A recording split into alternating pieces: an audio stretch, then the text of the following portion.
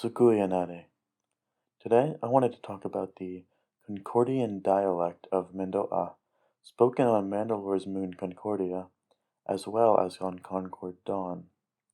What inspired me to make this video was my recent Jango Fett comic video, as well as having conversations with multiple vode over Discord about the topic.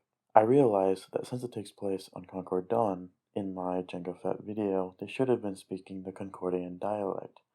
But since we don't know enough of the dialect to actually make a video in it, that's why I'm making a video about it. Concordian is described as a mutually intelligible dialect of Mando'a, meaning that, albeit with a little difficulty, it can be understood by Mando'a speakers, and Concordian speakers can understand the regular Mando'a dialect, as there are a lot of similarities as well as differences, but overall you can tell that they developed from the same origin. Again, we don't know much of the dialect, but what we do, I'm going to put on a spectrum here from exactly the same to completely different. We can see on this spectrum here, on exactly the same, we have things such as darasum, kote, kad, and on a completely different spectrum, you have things like tat, kalhava, and normi'im, which you would understand darasum just fine, but tat, you probably have no idea what tat means, and you wouldn't know unless you were told or you figured out from context. But tat actually means brother in the Concordian dialect. And then in the middle, you have things that are, they're kind of similar, and you could probably understand it through context, but might not be immediately obvious, such as ne'ar. Ne'ar means my, which in Mando'a is ner. So the only difference here is that it adds an extra syllable. Kind of confusing, but you should be able to understand. And then you have things that are close, but not quite, which is at the top here I have gain. So that, if you can't tell, is guy in Mando'a, which means name. The only difference is a small one-letter difference.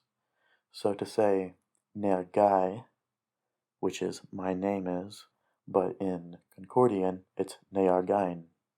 Very similar, but there's a very slight difference.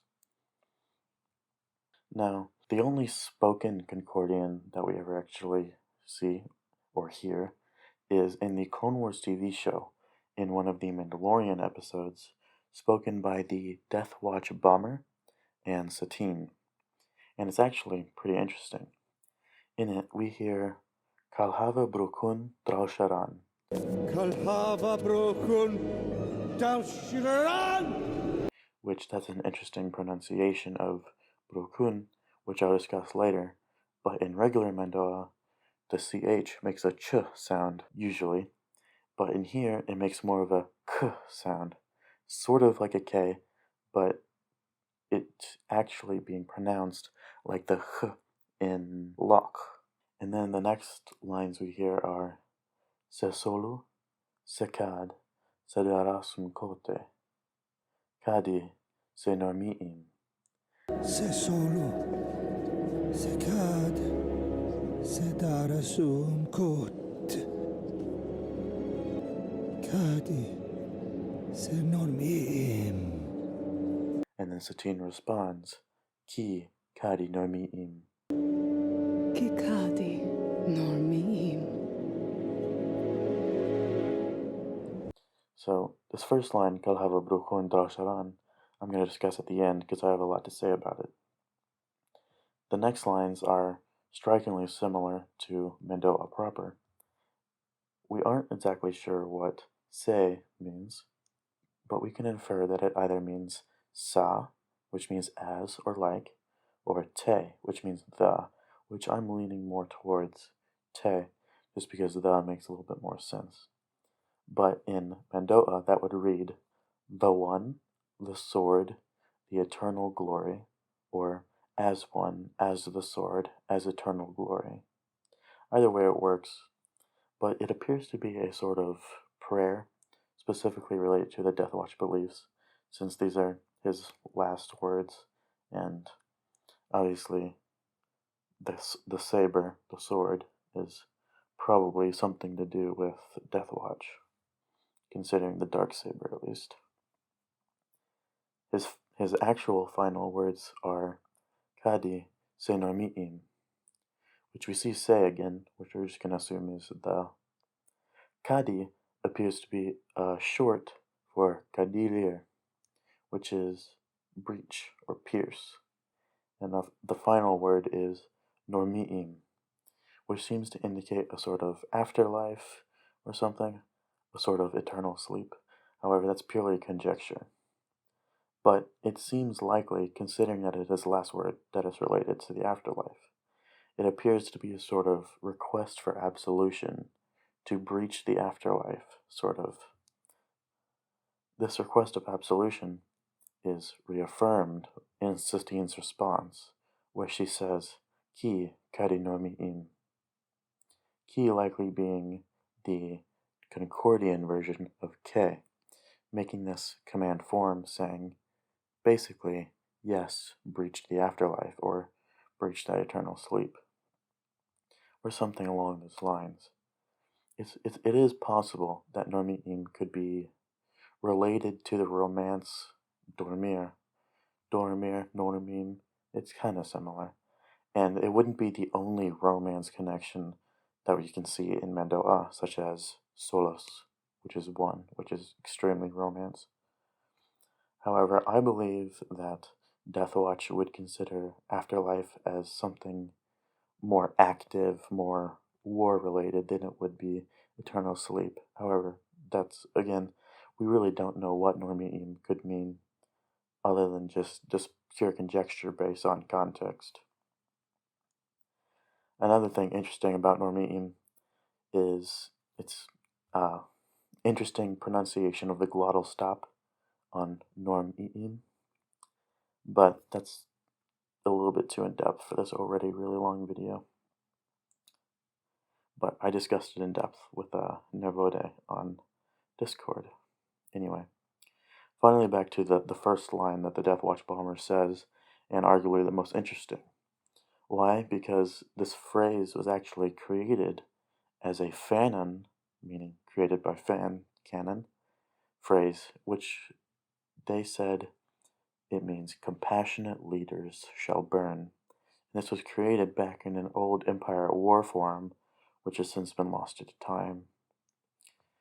But, this is kind of a glimmer of hope for if we work on our own fanon, then maybe one day it could become canon. You never know. But anyway, to break down this sentence, I believe the first word is not compassionate, but actually leaders, which would be olore in Mando'a. Why do I think this? Well, we know that the modern plural in Mando'a is e. The archaic is a. You see this in the word vode, which is the modern version for warriors, but the archaic is verda. Well, it's likely that kalhava, that final a, is a plural, meaning kalhava is a plural word, and the only plural word in the sentence is leaders. So that makes me think that the first word, kalhava, is actually leaders, and the second word is compassionate. And you can have adjectives after a noun. We've seen it happen a few times. Generally, you put the adjective before the noun, but we've seen it happen after the noun. And the next word, bruchun, is interesting because it ends with an N, the letter N, which we know can indicate adjectives, such as in kadin, which means angry. But there's also a theory as to how bruchun was constructed, and it's partially due to how it's pronounced, since I mentioned earlier that the ch is pronounced more like a ch than it is a ch. To begin with, bru is actually a root that appears in Mando'a in the word ori bru, which means emergency.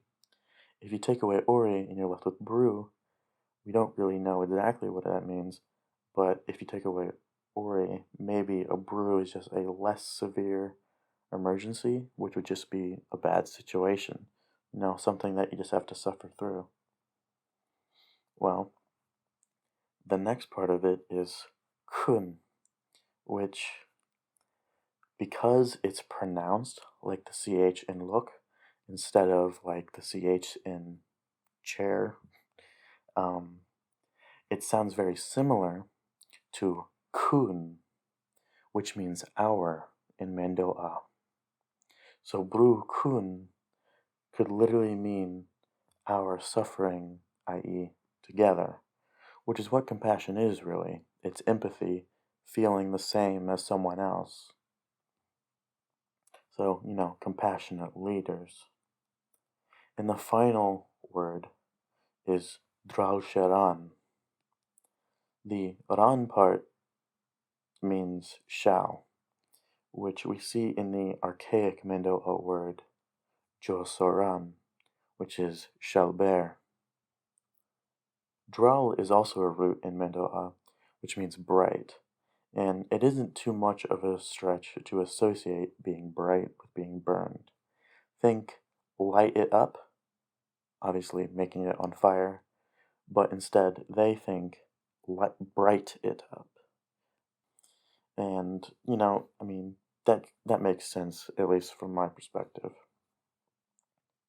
Well, anyway, this concludes my extremely long and unnecessary overview of a barely existent dialect of an already incomplete language. Thanks to Jess, also known as the Duchess of Darksaber Light, and Sinfatin, Anubis, and anyone else that discussed this with me the other day. That is all. Oretoshimi.